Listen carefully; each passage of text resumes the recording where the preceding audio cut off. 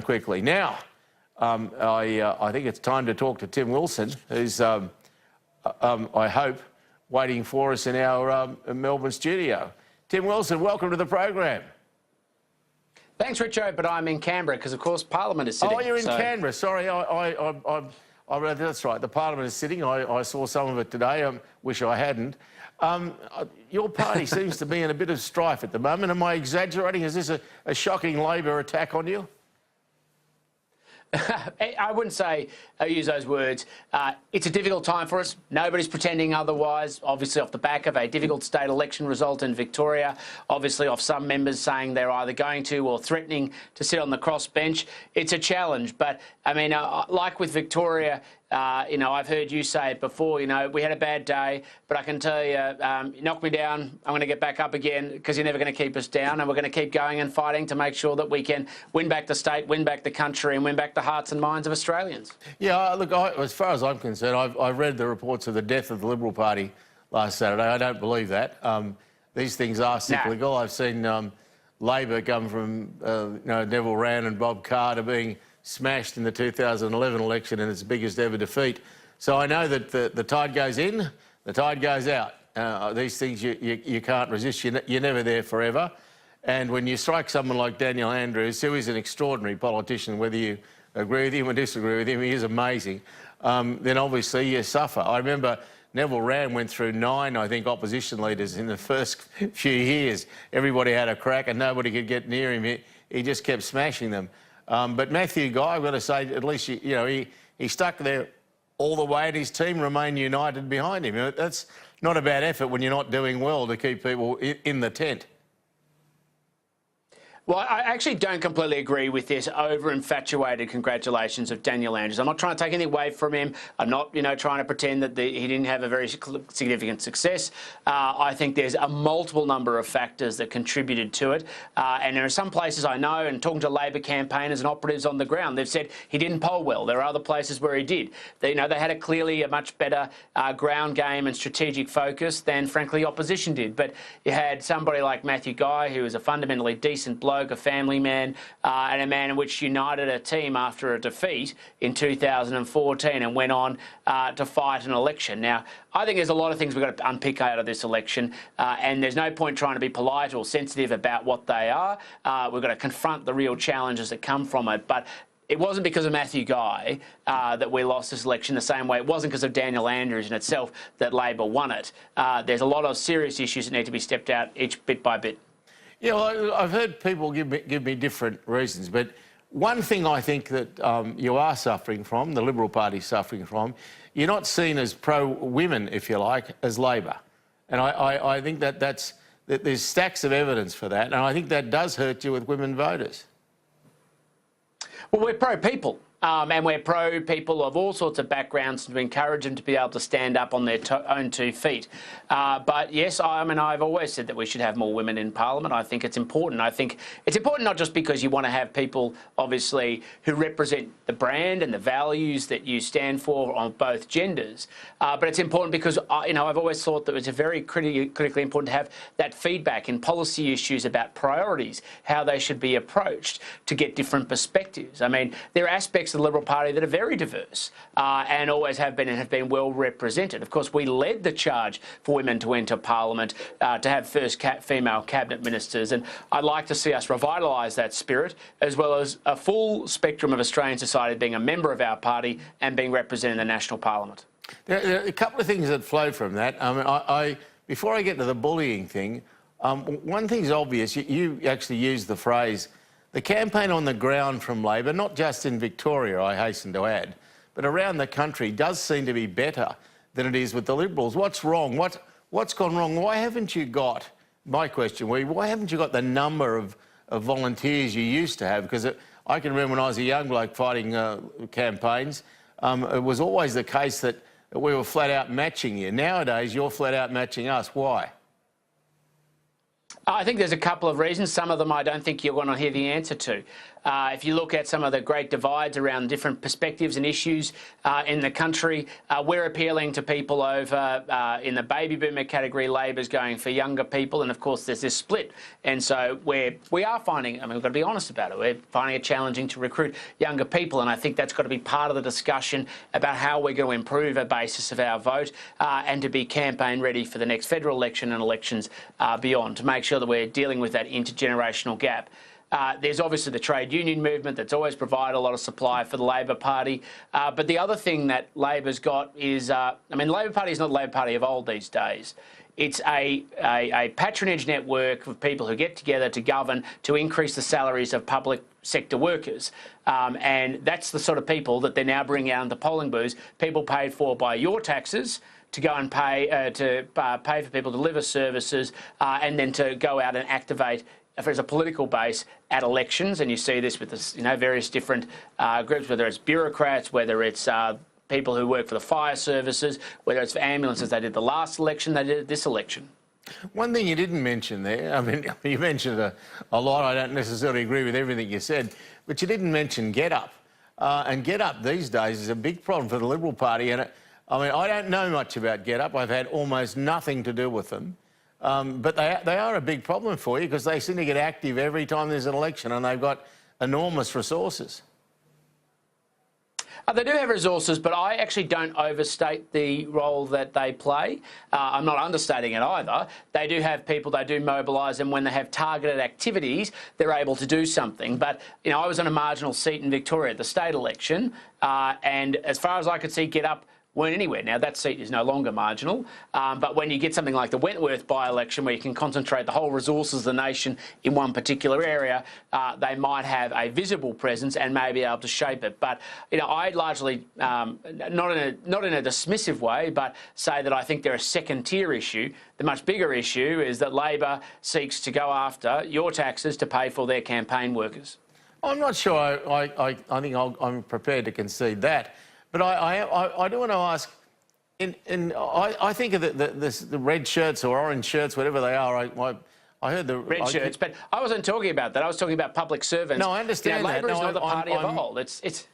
I'm moving the conversation. That was my attempt. Yeah. And I look at that was a pretty big scandal, and I've never understood why it didn't catch on. Why people weren't worried about it. It seemed to barely damage Andrews at all, and yet it should have, shouldn't it? I mean, it really, because it seems to me it's a serious issue. It is a serious issue because, they basically had... I've got to be careful the language I use because, of course, these matters are being considered by the police. But in reality, they took public money to fund their campaign workers in an even more explicit way than I was outlining before, if you believe the allegations. And I do think it's a very serious one, particularly when you've got the police investigating. But I think in the end, people couldn't differentiate how that was different from normally having campaign staff or people who work for members of parliament. And in the end, it's not a vote-changing issue. I have a very strong view on it. I think what they did was wrong, but it's not a vote-changing issue. Vote-changing issues are the things that affect people on the ground, like the services they experience, the infrastructure in their communities, and making sure that the government is delivering for what they and their families need. Well, see, that's where I think Andrews was sensible. He didn't promise a whole lot, and every time he fixed up another railway crossing, it just looked like he was a man fulfilling his promises. And there aren't too many of our pollies these days who are in that category, are there? Well, I think there's a lot of misanalysis about lots of things around the world today, whether it's Trump, whether it's Brexit, what's motivating different people's behaviour. But I think people are very frustrated with what I'd say is democratic inertia, where politicians are too focused on themselves or they're too focused on the game, as Scott Morrison rightly critiques, the Canberra bubble. And what's clear is that the state government of Victoria, even though I think they did often in highly suspect circumstances, paid unions way too much money to get things done, got things done and were able to deliver. So you can't take that away from them. The challenge is what they're going to be able to do when they have a slowdown in stamp duty receipts next year because they're slow in the property market. That underlies the state budget, and they're going to tank the state budget if they're going to want to keep operating in this way. And that's the challenge and the task for us come the next election. Yeah, the other thing I thought came out in the Victorian election right at the end is this whole question of debt. I noticed they announced with only, was it 2 days to go, which is probably a bit cheeky, that they're going to borrow 25 billion or something.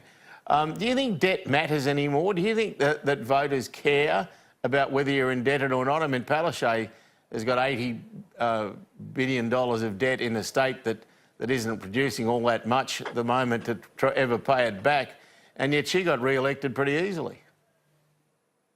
Well, people do actually care about debt, but they care about what type of debt it is, what it's used for.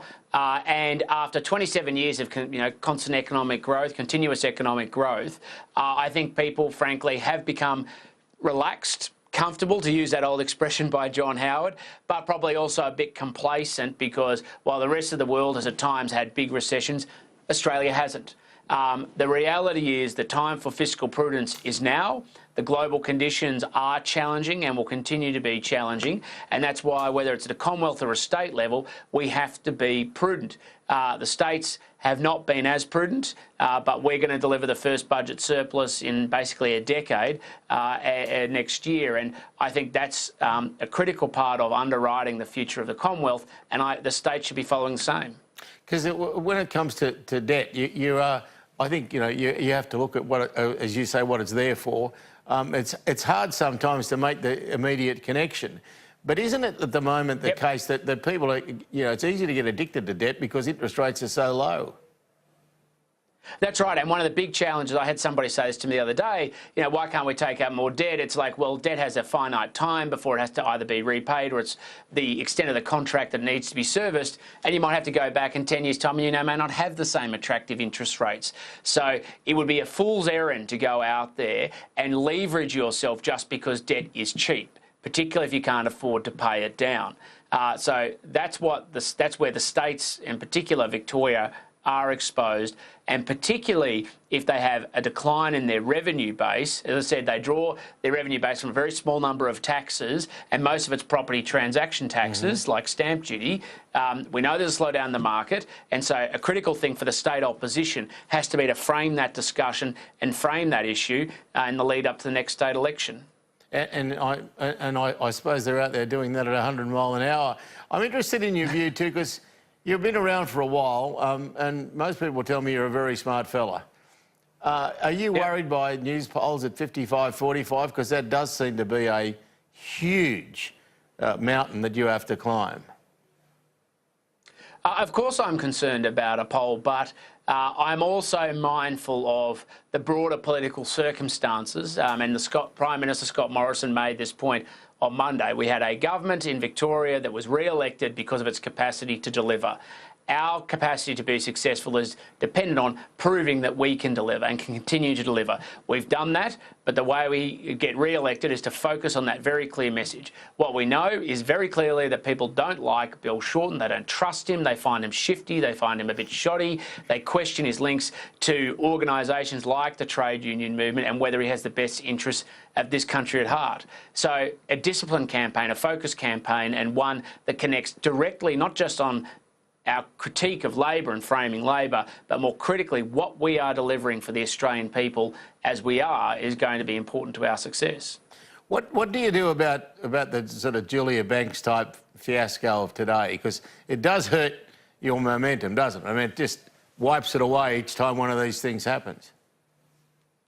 Yeah, I mean, it's an important distraction. I say it's important because obviously we have a Member of Parliament who's gone to decide to sit on the crossbench, but it's also a distraction. The numbers in the parliament haven't radically changed. We're still in government. Labor can't form government. She's offered confidence and supply, so we've got to be able to keep getting on with it. And so my focus, like the entire government, should be how do we make sure we deliver?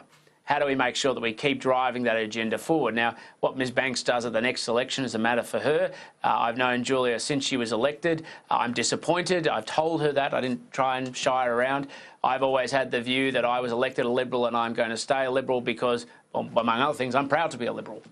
Well, the other thing I must say, I never ever appreciate people who get elected on the backs of all the people who go out there and work on a polling booth and stick things in letterboxes and raise money and all of that stuff, and then they just get dumped. I always find that really horrific. You know, as far as I'm concerned, that's just ratting, and I've never believed in ratting. I think once you get elected with one side, you stay there at least until an election. And if you really think that the party that you've been in is no good, then at the next election, run against them as an independent. But you owe it to them, you owe it to the people who voted for you to stay there during the course of that election term. So at least on that point, you and I are in heated agreement, I can assure you, heated agreement. What about, though, when you look around the country, there aren't too many bright spots for the Liberals. You look like losing seats in Victoria, losing seats in Queensland, losing seats in Victoria. Where do you win them? Well, I wouldn't want to jump to conclusions, and that's not you know, try and pretend that everything's wonderful. It's, you know, it's going to be a challenging election. We always knew that was going to be the case. There are places where we can pick up seats. I mean, take the federal electorate of Lindsay. You know, you've got potentially an independent Labor person. You might have a Labor candidate. You have obviously we'll have a Liberal candidate as well. Labor's, you know, treated that electorate appallingly. There are ones in Tasmania that, you know, I don't think we should have lost at the last election. There's potentially some in places like Herbert in Queensland.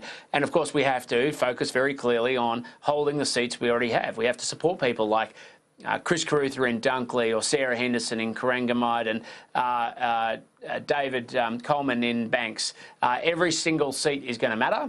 And it's going to matter to Labor too, because they actually have a much bigger mountain to climb than people realise. They do actually have to win a reasonable number of seats, and now they would also have to dislodge potentially some independents to be able to get there. So jumping to conclusions serves nobody's interests and doesn't give a full reflection, because we're in November and the election, I don't know, but if you take the parliamentary schedule, you'd have to say is likely to be in May next year.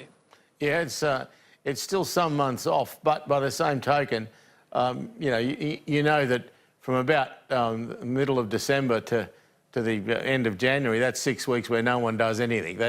The world stops, we all have a holiday, we have a break, so there's not that much time. I'm looking forward to it, Richo. Pardon? I'm looking forward to that time, spending time with family and friends like every other Australian, and, you know, maybe a bit of time at the beach. But you know, next year we're going to have to come back invigorated, energised and focused to go on and deliver. And, you know, it's going to be hard. It's going to be difficult. We know that.